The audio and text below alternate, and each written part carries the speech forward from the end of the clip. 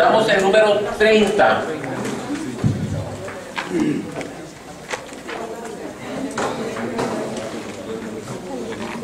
Parte del capítulo 2, donde dice la participación de los fieles laicos en la vida de la Iglesia Comunión, que todos somos sarmientos de la única vid. Vamos ahora a irnos a lo que son los criterios de eclesialidad para las asociaciones laicales. O sea, este documento nos dice cuáles son los criterios que deben de normar o poder definir si una asociación laical está bien cimentada sobre la Iglesia. Y todos tenemos que entrar en este, ¿cómo le diríamos? Como sedazo, para saber si nuestra asociación también tiene estos criterios de eclesialidad. Empezando por nosotros, tenemos que ver si nosotros llenamos los requisitos como cualquier otra asociación laical lo puede hacer. Vamos a ver en el número 30, criterios de eclesialidad para las asociaciones laicales. Dice, la necesidad de unos criterios claros y precisos de discernimiento y reconocimiento de las asociaciones laicales, también llamados criterios de eclesialidad, es algo que se comprende siempre en la perspectiva de la comunión y misión de la Iglesia, y no por tanto en contraste con la libertad de asociación. Como criterios fundamentales para el discernimiento de todas y cada una de las asociaciones de fieles laicos en la Iglesia se puede considerar unitariamente las siguientes. Bueno, vamos a hacer aquí otra vez nuestra llavecita, ¿sí? Para decir los criterios de eclesialidad para las asociaciones de laicos. Y es muy importante que dice que los criterios para el discernimiento de estas asociaciones, ¿sí?, no van en contra de la libertad que tienen para poder generarse estas asociaciones. La libertad es de asociación, pero ya cuando uno se asocia hay criterios para saber si nuestra asociación va de acuerdo a lo que la Iglesia demanda, a los criterios de eclesialidad. Yo apunté aquí, como nos viene en el documento 5, el primero, número 1, el primado que se da a la vocación de cada cristiano a la santidad y que se manifiesta en los frutos de gracia que el Espíritu Santo produce en los frutos. Criterios de eclesialidad. El primado que se da a la vocación de cada cristiano a la santidad. Un primer criterio para saber que una asociación está de acuerdo a los criterios eclesiales es que esta asociación busque que llenar la vocación de cada cristiano a la santidad. O sea, ¿qué debe buscar una asociación cristiana? Que los miembros quieran ser santos, ¿sí? Dice como criterios fundamentales. En este sentido, todas las asociaciones de fieles laicos y cada una de ellas están llamadas a ser cada vez más instrumentos de santidad en la Iglesia, favoreciendo y alentando una unidad más íntima entre la vida práctica y la fe de sus miembros. O sea, una asociación laical, y buscando por primero hacer efectiva esa vocación a la santidad, debe de ser instrumento de santificación. Instrumento de santificación o instrumento de santidad. Número 2, un segundo criterio para las asociaciones laicales. Dice, la responsabilidad de confesar la fe católica. Punto número 2, la responsabilidad ¿de qué? De confesar la fe católica, ¿sí? Acogiendo y proclamando la verdad sobre Cristo, sobre la Iglesia y sobre el hombre, en la obediencia al magisterio de la Iglesia que la interpreta auténticamente. Por esta razón, cada asociación de fieles laicos debe ser un lugar en el que se anuncia y se propone la fe y en el que se educa para practicarla en todo su contenido. Ok, entonces, el punto 1 decíamos que tiene que ser instrumento de santidad o instrumento de santificación. En el punto número 2 dice que las asociaciones de fieles, ¿sí?, debe ser un lugar donde se anuncia, ¿qué?, y se propone la fe. ¿Sí me van siguiendo dónde voy? Sí. Ok. Cada asociación de laicos debe ser un lugar en el que se anuncia y se propone la fe. Nosotros debemos ser un lugar donde se anuncia y se propone la fe, como pastoral familiar hispano. Número 3. El testimonio de una comunión firme y convencida en filial relación con el Papa. El criterio número 3 es el testimonio de una comunión firme y convencida en filial relación con el Papa, ¿sí?, que es centro perpetuo y visible de la unión en la Iglesia universal, y con el obispo, principio y fundamento visible de unidad en la Iglesia particular y en la mutua estima entre todas las demás formas de apostolado. La comunión con el Papa y con el obispo, salud, está llamada a expresarse en la leal disponibilidad para acoger sus enseñanzas doctrinales y sus orientaciones pastorales. Ok, si dijimos que en el primer punto debemos ser instrumento de santificación, debemos ser un lugar donde se anuncia y se propone la fe, en este tercer criterio, ¿qué debe ser? Dice, disponibilidad para acoger las enseñanzas doctrinales y las orientaciones pastorales. Estoy escribiendo aquí nomás como para tenerlo visible, pero lo tienen ustedes en su documento. Ok. Instrumento de santidad, un lugar donde se anuncia y se propone la fe, y un lugar en el que estamos con una disponibilidad para la enseñanza de la doctrina y la orientación pastoral. ¿De quién? Del Papa, y en la diócesis del obispo de la, o se le ponía el ordinario del lugar, el arzobispo o el obispo de la diócesis. Número 4. La conformidad y la participación en el fin apostólico de la Iglesia. Cuarto criterio. La conformidad y la participación en el fin apostólico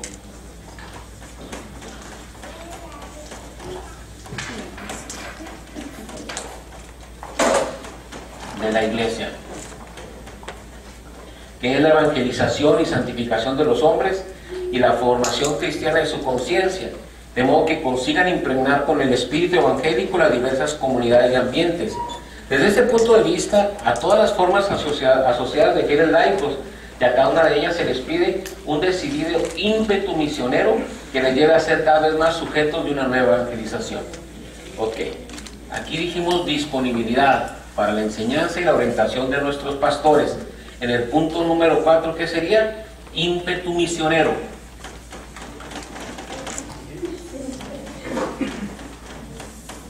Ímpetu misionero es lo que se nos pide. Y el ímpetu misionero, ímpetu, o sea, ese deseo de salir a llevar la buena nueva, que dice que les lleve a ser cada vez más sujetos de una nueva evangelización. Por último, número 5, criterio número 5, el comprometerse en una presencia en la sociedad humana. Presencia en la sociedad humana. Que a la luz de la doctrina social de la Iglesia se ponga al servicio de la dignidad integral del hombre. En este sentido, las asociaciones de los fieles laicos deben ser corrientes vivas de participación y de solidaridad para crear unas condiciones más justas y fraternas en la sociedad. ¿Sí? Dice entonces, en el punto número 5, ¿qué se nos pide? Ser corrientes vivas. ¿De qué? De participación. Muy bien. Corrientes vivas de participación y de solidaridad. Entonces, ¿cómo podemos nosotros evaluar, de acuerdo a estos criterios de la Iglesia, si una asociación privada de fieles o una asociación de laicos tiene los criterios eclesiales suficientes para ser aceptada, reconocida, ¿sí? Y va por buen camino en la Iglesia? 5 puntos nos presenta este documento. Primero, que seamos instrumentos de santidad. Entonces, por ejemplo, nosotros podemos decir aquí, vamos a meter a la pastoral en esta pruebita, ¿cómo ven? ¿Sí? A ver, la pastoral familiar hispana, este proyecto, este plan que estamos llevando aquí en esta comunidad y en otras comunidades, en otros lugares. Primero, ¿creen ustedes que es un instrumento de santificación? ¿Sí o no? Sí. ¿Sí? Estamos sintiendo que nos está exigiendo o nos está invitando a ser cada vez mejores, a dejar a un lado lo que no pertenece a Dios y buscar la santidad. Entonces ya pasó, ya tenemos el 20%.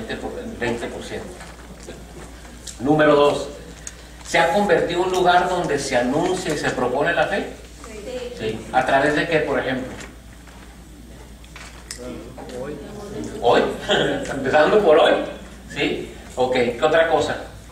Los retiros, las catequesis, las asambleas de oración, todo el trabajo misionero. No estoy hablando de la parroquia, estoy hablando del plan, este plan de acción pastoral que se llama Pastoral Familiar Hispana. ¿Sí? Sí, parece que lo que estamos haciendo, sí, es un lugar donde sí se anuncia y se propone la fe. Ok, 40%. Número 3, ¿hay disponibilidad para las enseñanzas doctrinales y orientaciones pastorales? Sí. O sea, pues la prueba la traigo en la mano, ¿verdad? ¿Sí? Estamos pendientes de la orientación pastoral de nuestros pastores. Aquí estamos viendo el documento del Papa Juan Pablo II. Estamos nosotros sujetos a las orientaciones de nuestro arzobispo, y aquí en la parroquia estamos sujetos a las orientaciones pastorales ¿de quién? Del Padre Walter. ¿Ok? Entonces, ahí le llevamos. 4, la conformidad de la participación en el fin apostólico de la Iglesia. Un ímpetu misionero. ¿Creen ustedes que se está favoreciendo entre nosotros un ímpetu misionero? ¿O nos estamos conformando con los poquitos o los muchos que somos? Ya no haga retiro, ya con los que estamos también. Ya déjelo así, porque cuando nos toca la cocina son muchos tacos los que tenemos que hacer. No, al contrario, vamos por más, ¿sí? Un ímpetu misionero. Hay mucha gente allá afuera que todavía no recibe la bendición de poder tener un lugar en donde se le anuncie y se le proponga la fe. Hay que ir por esa gente. Por eso, lo que se ha hecho durante muchos años, no solamente la pastoral, pero ahorita lo estamos circunscribiendo a lo que es la pastoral para evaluarla. ¿Ok? Si realmente nosotros tenemos ese ímpetu misionero de hacer llegar esta palabra a otra gente que no la conoce. Y por último, presencia en la sociedad humana. Si estamos siendo una corriente viva de participación. De alguna manera estamos siendo una corriente de participación solidaria con las necesidades de los hermanos. ¿Sí o no? A mí se ve que nos falta poquito más. ¿Verdad que sí? Tenemos que ser sinceros. Que tampoco me voy a cegar y voy a decir, ay, sí. No, tenemos que ver también lo que a lo mejor está haciendo falta un poquito más, esa solidaridad con el hermano. ¿Sí? O a lo mejor se está dando poco a poco. No hablo de la parroquia, porque la parroquia tiene iniciativas independientes, propias. Estoy hablando de la pastoral. ¿Sí? Entonces a lo mejor tenemos que tomar por ejemplo, alguna iniciativa que se tiene en la parroquia, pero dentro de la pastoral de alguna manera la tenemos como consecuencia de estar en la parroquia, es la ayuda a los pobres, a los necesitados. Pero por ejemplo en El Paso, en Dallas, en la misma asamblea de oración que tenemos cada semana, ahí compartimos nosotros despensa. O sea, a nosotros nos toca llevar cada semana algo para los pobres.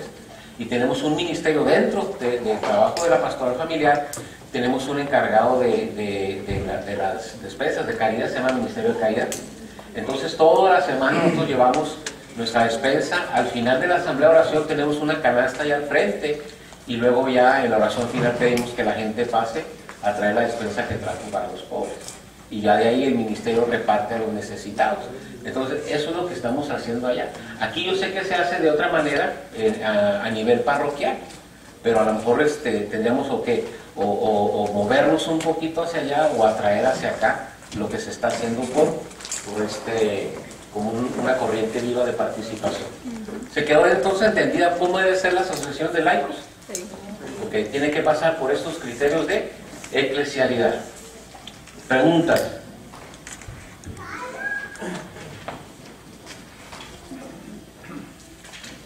Vamos al capítulo 3, capítulo número 3. La corresponsabilidad de los fieles laicos en la iglesia misión. La corresponsabilidad de los fieles laicos en la iglesia misión.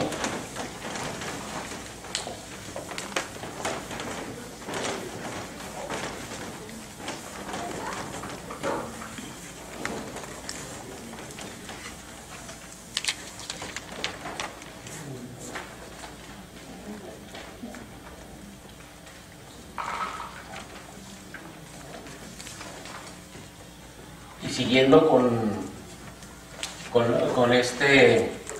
la misma parábola de la viña, ¿sí? Os he destinado para que vayáis y deis fruto, ¿sí? Somos corresponsables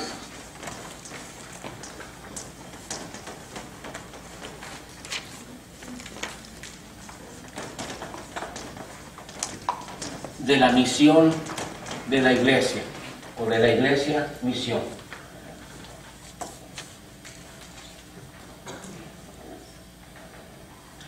Número 32, comunión misionera. Volvamos una vez más a la imagen bíblica de la vid y los sarmientos. Ella nos introduce de modo inmediato y natural a la consideración de la fecundidad de la vida. Enraizados y vivificados por la vid, los sarmientos son llamados a dar fruto. Yo soy la vid, vosotros los sarmientos, y el que permanece en mí y yo en él, ese da mucho fruto. Dar fruto es una exigencia esencial de la vida cristiana y eclesial. El que no da fruto no permanece en la comunión. Todo sarmiento que en mí no da fruto, lo corta. Vamos a ver hasta ahí.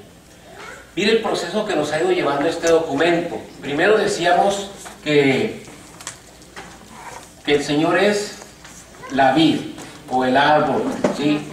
Entonces Jesús es la vid. ¿Y nosotros qué somos? Las ramas o los sarmientos. Y decíamos que tenía ramas. Discúlpeme lo malo que soy para dibujar, ya les había dicho, ¿sí? Y aunque no les dijera, pues lo dan cuenta, ¿sí? Entonces nos hablaba de que primero de que nosotros pertenecemos a Jesús, ¿sí? Todos y cada uno de nosotros pertenecemos a un mismo árbol, a una misma vid que es Jesús. Okay. Y luego nos hablaba de que había comunión entre nosotros, porque si esta rama pertenece a este árbol, le pertenece a esta rama. O sea, nos pertenecemos unos a los otros porque estamos alimentándonos del mismo árbol, de la misma savia del mismo árbol. Entonces hay esa corresponsabilidad entre nosotros. Dijimos que había diversidad también. Entonces, por ejemplo, unas ramas, ahora ya le cambiamos, ahorita fue un dibujito de un cuerpo, ahora nos vamos al árbol. Hay unas ramas que son más chiquitas, ¿sí? Porque hay chaparritos aquí, ¿verdad? Hay unas ramas que son más largas. Y luego aquí hay también algunos gorditos, ¿verdad? Y algunas son un poquito más gorditas, sin agraviarme. Y otras más delgaditas. O sea, en esa diversidad nos complementamos unos a los otros. Pero ahora nos va a hablar de otro aspecto. Nos dice que cada rama que está adherida al tronco debe de dar fruto. Así que esta ramita que pertenece a este árbol tiene que dar frutos. Y esta ramita, que aunque es más chiquita, tiene que dar frutos. Y frutos, frutos, frutos, frutos. Toda rama que está adherida al árbol está llamado a dar frutos. ¿Y qué pasa con la rama que no da frutos? Ay, hasta sintió feo. Ay, dijo. Toda rama que no da fruto se corta. ¿Sí? Es lo que hacemos. ¿Qué temporadas son las podas? En febrero. En octubre. Cuando está frío. ¿Cuando está frío? Yo sé que en febrero. Qué bueno que no sabemos de podas. Pero de que se podan los árboles, ¿sí? Para que den más fruto. Ahora el llamado es a cada uno de nosotros que tenemos que dar fruto, y si no damos fruto, se poda esa rama porque no está dando fruto. Ok.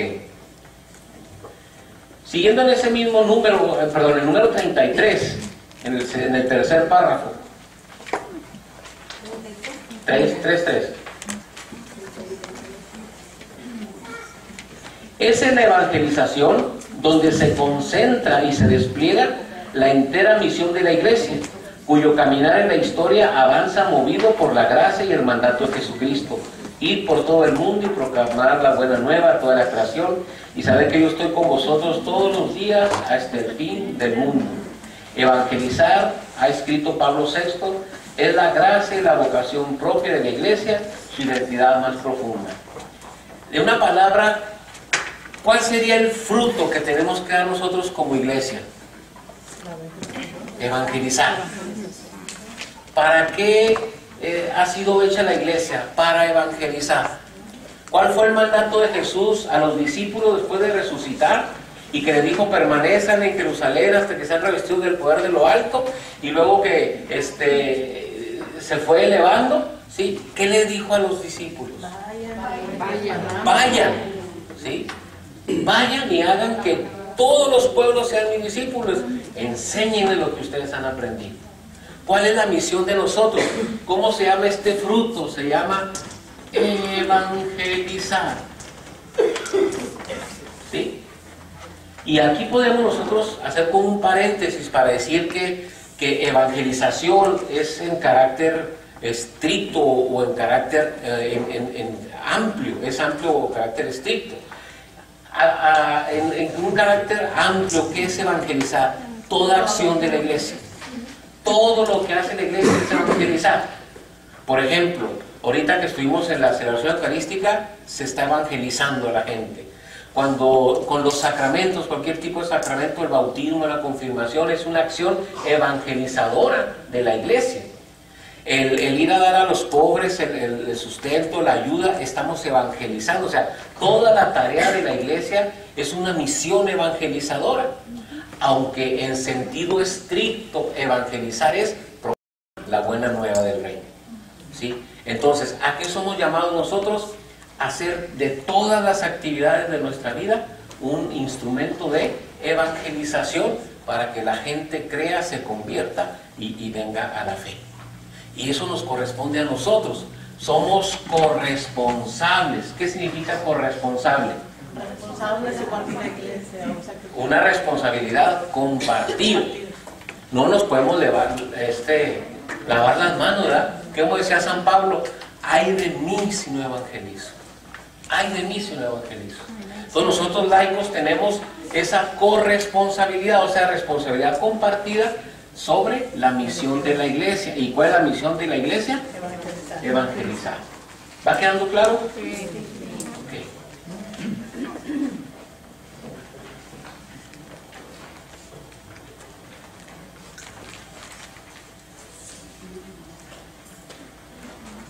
Lo que estoy diciendo, número 35, ir por todo el mundo. La Iglesia, mientras advierte y vive la actual urgencia de una nueva evangelización, no puede sustraerse a la perenne misión de llevar el Evangelio a cuantos, y son millones y millones de hombres y mujeres, no conocen todavía a Cristo Redentor del hombre. Esa es la responsabilidad más específicamente misionera que Jesús ha confiado y diariamente vuelve a confiar a su Iglesia. Lo que decía yo, es la responsabilidad de evangelizar a millones y millones de personas que no conocen aún a Jesús. Vamos al número 36. Vivir el Evangelio sirviendo a la persona y a la sociedad. Acogiendo y anunciando el Evangelio con la fuerza del Espíritu, la iglesia se constituye en comunidad evangelizada y evangelizadora, y precisamente por esto se hace sierva de los hombres. En ella, los fieles laicos participan en la misión de servir a las personas y a la sociedad. Es cierto que la iglesia tiene como fin supremo el reino de Dios, del que constituye en la tierra el germen e inicio, y está por tanto totalmente consagrada a la revelación del Padre, pero el reino es fuente de plena liberación y de salvación total para los hombres. Con esto pues la iglesia camina y vive realmente y enteramente solidaria con su historia. Dice que una comunidad evangelizada debe convertirse en una comunidad. Una comunidad evangelizada tiene que convertirse en una comunidad evangelizadora. Por eso nosotros que hemos recibido el anuncio de la salvación y hemos acogido nosotros esa palabra, al recibirla nos convertimos en una comunidad que ha sido evangelizada. Pero no nos quedamos con eso, ya estoy evangelizado, ya conozco a Dios, ya me convertí, ay, qué bonita es mi vida. No, uno que es evangelizado tiene que ser evangelizador.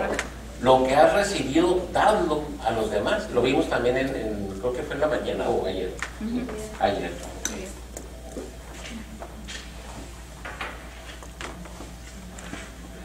Puntos así que los voy a nomás a mencionar, como por el 37, que dice que tenemos la responsabilidad de promover la dignidad de la persona, venerar el inviolable derecho a la vida en el número 38, ¿sí? Tenemos que luchar para que la conciencia moral de la humanidad no sea indiferente frente a los pasos gigantes. Bueno, vamos a ese número. Número 38. 38, como unos 3 párrafos antes de que termine, donde dice: la conciencia moral de la humanidad no puede permanecer extraña.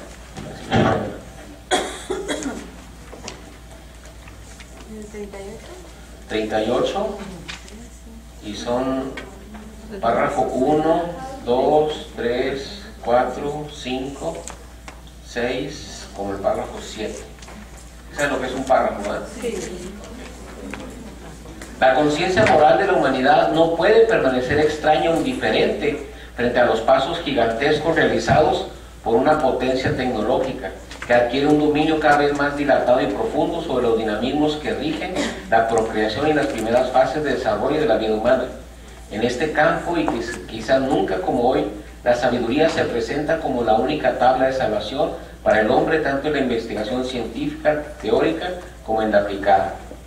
Puede actuar siempre con inteligencia y con amor, es decir, respetando, todavía más venerando la inviolable dignidad personal de todo ser humano desde el primer momento de su existencia.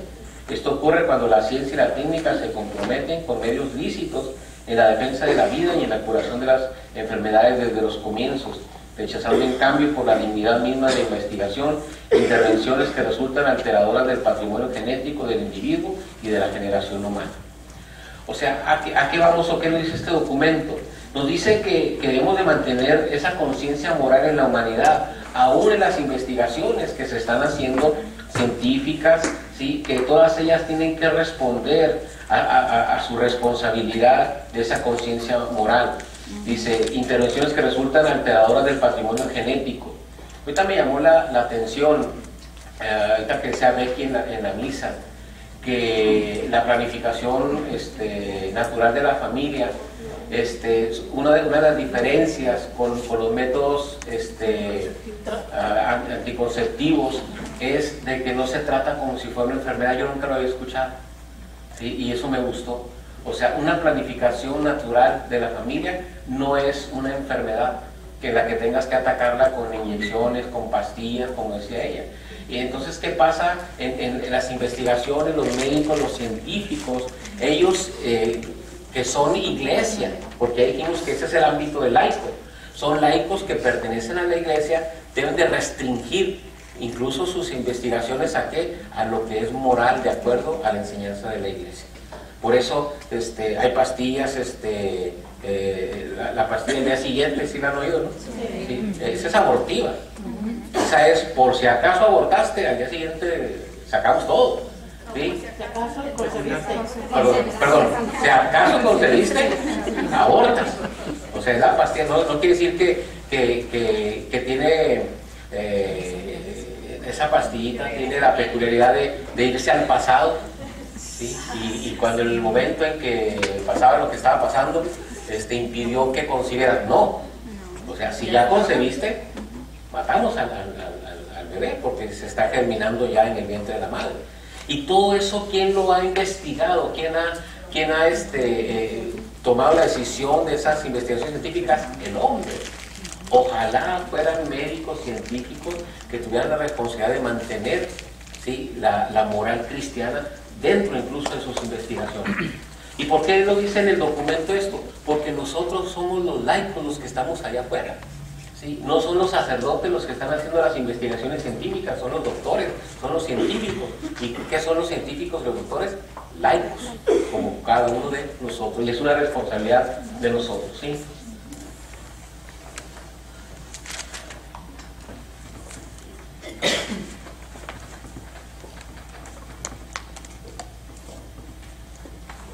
Ay, qué sabroso. Bueno, el siguiente párrafo lo dice. Yo me emociono, de veras. Yo me emociono con la sabiduría de nuestra iglesia. Y cuando encuentro así puntos que a mí me atraen, por ejemplo, en el siguiente párrafo dice: los fieles laicos comprometidos por motivos varios. Un poquito más abajito dice: salud. Gracias. Como han dicho los padres sinodales, los cristianos han de ejercitar su responsabilidad como dueños de la ciencia y de la tecnología, no como siervos de ella. Más que preciosidad. O sea, nosotros los cristianos, ¿sí?, debemos de ejercitar nuestra responsabilidad como dueños de la ciencia, no como esclavos de ella. Como dueños de la tecnología, no como esclavos de ella. O sea, los científicos pueden decir: es que para allá van caminando los avances tecnológicos y los avances de la ciencia. Quiere decir que la ciencia está sobre ti. Y aquí dice que la responsabilidad es que somos dueños de la ciencia, no esclavos de ella. No se ha adueñado de nosotros la tecnología, sino nosotros somos dueños de la tecnología. Y esto es una sabiduría que parte del Papa Juan Pablo II. Libres para invocar el nombre del Señor. La familia, primer campo en el compromiso social. La caridad, alma y apoyo de la solidaridad.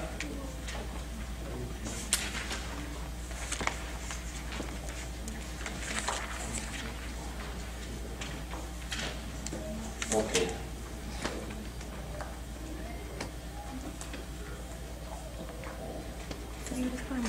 Vamos hasta el número